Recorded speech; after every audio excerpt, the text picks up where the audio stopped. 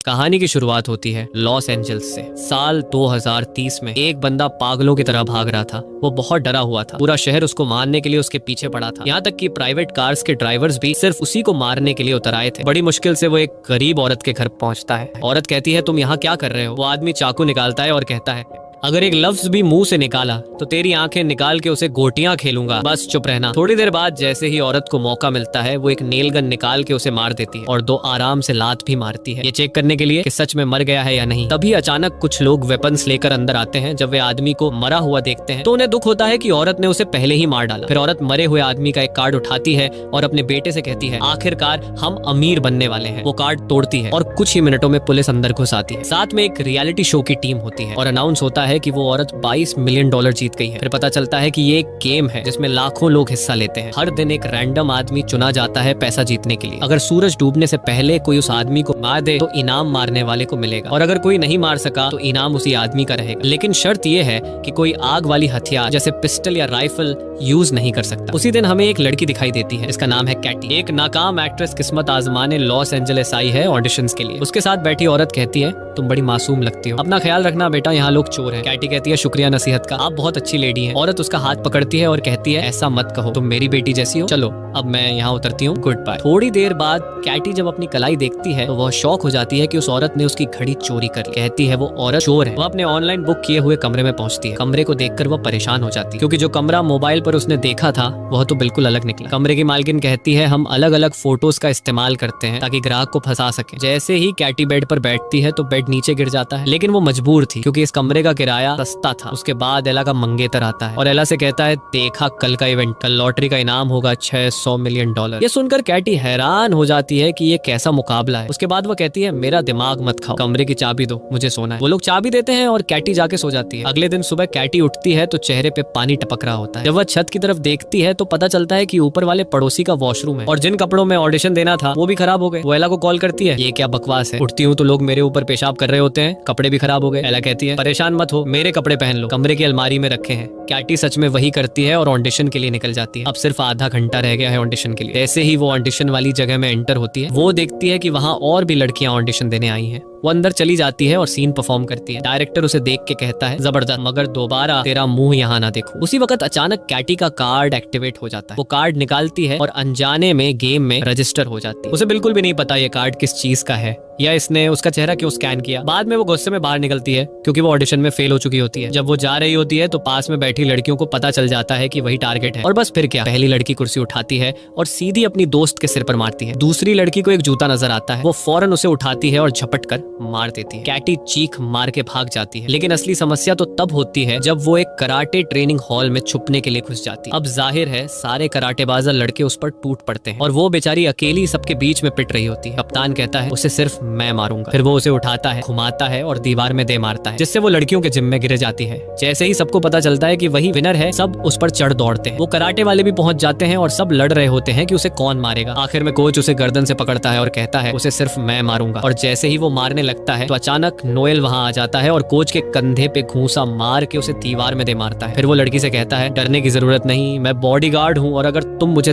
10% इनाम में से दोगी तो मैं तुम्हें बचा लूंगा। उसने कहा, ठीक है भाई, तुम्हें पूरा इनाम भी दे दूंगी, बस बचा लो। नोएल उसे अपनी कमर से बेल्ट के जरिए बांध लेता है ताकि उसे बचा सके। फिर वह सारे दुश्मनों को मार गिराता है। तब एक कमजोर सा लड़का आता है। नोएल उसे कहता है, देख, अगर मैंने तुझे मारा तो मुझे ही तरस आ जाएगा, 3 तक गिनती करूंगा, अगर नहीं भागा तो तू गया। वह लड़का तुरंत बोला, अरे सर, सलाम है आपको, और भाग जाता है। फिर वह दोनों बिल्डिंग से निकलते हैं और पता चलता है कि हर 15 मिनट बाद एक ड्रोन उसे ट्रैक कर रहा है ताकि बाकी प्लेयर्स को उसका लोकेशन मिलता रहे। उन्हें एक गाड़ी मिलती है, वह उसे लेकर वहां से फरार हो जाते हैं। लड़की नोएल से कहती है, ये कैसी गेम है जिसमें लोग मुझे मारने के पीछे पड़े हैं, मुझे इस गेम से निकलना है, कोई ना कोई हल निकालो। नोएल कहता है, हल सिर्फ एक है, तुम्हें शहर के लोगों से बचना होगा, अगर तुम निकलोगी तो मैं भी अपने 10% से हाथ धो बैठूंगा। लेकिन फिर उसे शक होता है कि नोएल शायद उसे मार दे और खुद इनाम ले ले। पूरा शहर उनके पीछे होता है। वो दोनों सेफ सेफ्टी हेलमेट पहन लेते हैं। तभी अचानक गाड़ी में एक लड़की घुस जाती है। वो चाकू निकालती है और उसे मारने की कोशिश करती है। नोएल कहता है तुम गाड़ी चलाओ, मैं इसे देखता हूँ। फिर लड़की के सर को जोर से पकड़ता है। नोएल उसे एक जोरदार लात मार के गाड़ी से बाहर फेंक देता है, लेकिन आगे चलकर गाड़ी खराब हो जाती है और लड़की नीचे उतरती है और भागने लगती है। नोएल उसे पकड़ लेता है। वो कहती है सच सच बताओ,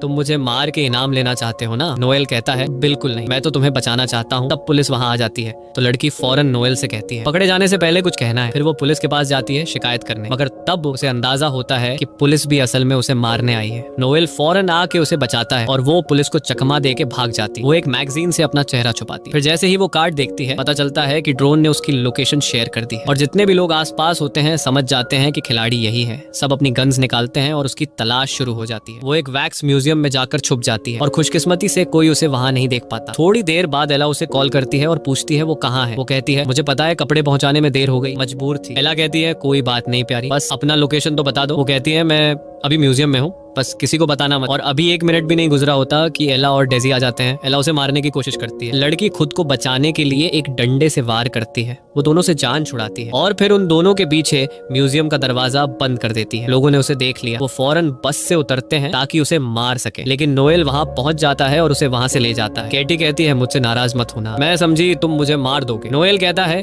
अब ये नाराजगी का वक्त नहीं, 3 मिनट बाद ड्रोन फिर से लोकेशन देगा, सब नीचे आ जाएंगे। कैटी कहती है कि हमें कोई बम प्रूफ पनाहगाह चाहिए जहाँ हम छुप सकेंगे। नोएल कहता है मिल गई। वो लोग एक बंदे जैक के पास जाते हैं जिसके पास अपने घर में एक सीक्रेट शेल्टर होता है, लेकिन जैक समझता है कि ये लोग चोर हैं और घर लूटने आए हैं। नोएल उसे समझाता है भाई चोर दरवाजे से आते हैं क्या? इतने में पीछे से एक बस आ जाती है जो लोगों से भरी होती है। टाइम कम होता है तो वो लोग जैक को धमकी देकर अंदर घुस जाते हैं। उसे शेल्टर का पासवर्ड मांगते हैं और जैसे ही वो अंदर जाते हैं लोग घर पर हमला कर देते हैं। तो कैटी जैक को तीर मार देती है ताकि वो बेहोश हो जाए और किसी को पासवर्ड न बता सके। और अब नोएल और कैटी आपस में बात करने लगते हैं। कैटी अपनी नाकाम एक्टिंग की कहानी सुनाती है और कहती है कि अब मेरा कोई भविष्य नहीं। फिर वो नोएल से पूछती है कि तुम हमारी मदद क्यों कर रहे हो? नोएल कहता है कि मेरे लिए सबसे अहम है लोगों की जान बचाना, पैसे मेरे लिए कुछ मायने नहीं रखते। इतने में एला और डीजी भी वहां पहुंच चुके होते हैं। एला जैक को उठाती है और मारने लगती है ताकि वो होश में आए। फिर उसे उठाकर स्विमिंग पूल में फेंक देती है। वो होश में आ जाता है और एला उससे पासवर्ड ले लेती है। नोएल और कैटी अंदर बहुत डर जाते हैं। नोएल एक दोस्त को कॉल करता है और कहता है कि इन सब लोगों के मोबाइल हैक करके उड़ा दो। दोस्त वाकई फोन्स को हैक करता है और ब्लास्ट कर देता है। सब जख्मी हो जाते हैं। ये मौका देखकर नोएल और कैटी वहां से निकल जाते हैं, लेकिन नोएल देखता है कि एक आदमी जल रहा है। वो पानी डालता है और अपने पैर से आग बुझाने की कोशिश करता है। वो आदमी कहता है कि भाई आराम से,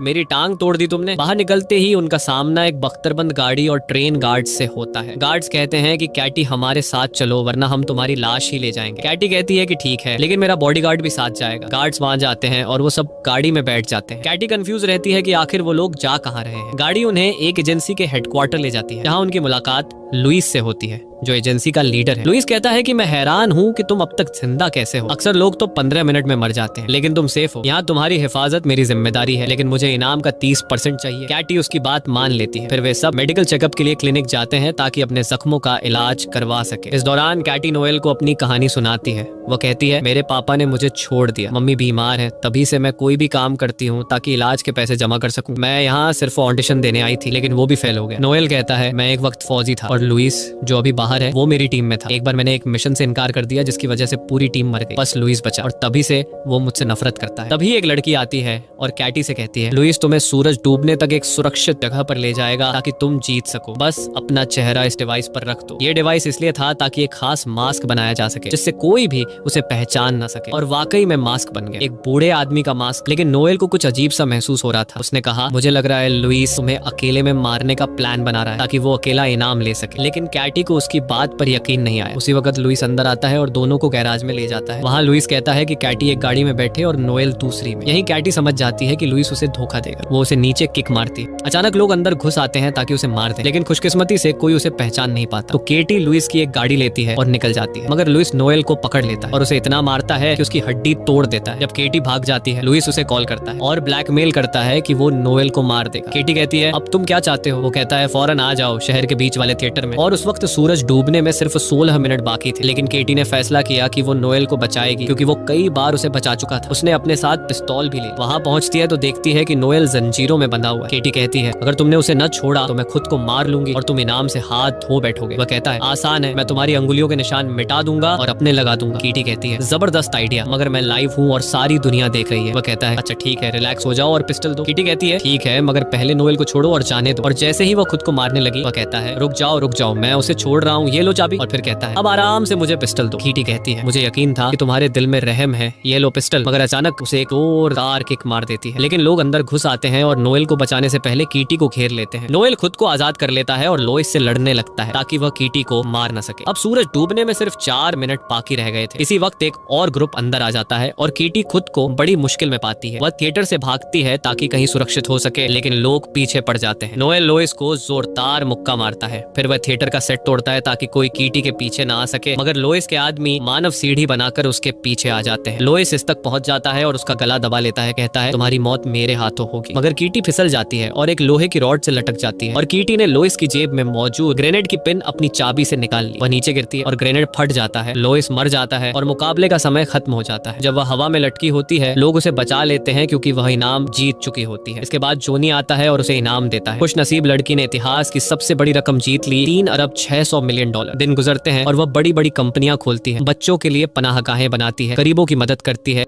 और सबसे खूबसूरत बात उसने नोएल से शादी कर ली और उसके साथ खुशहाल जिंदगी बिताने लगी।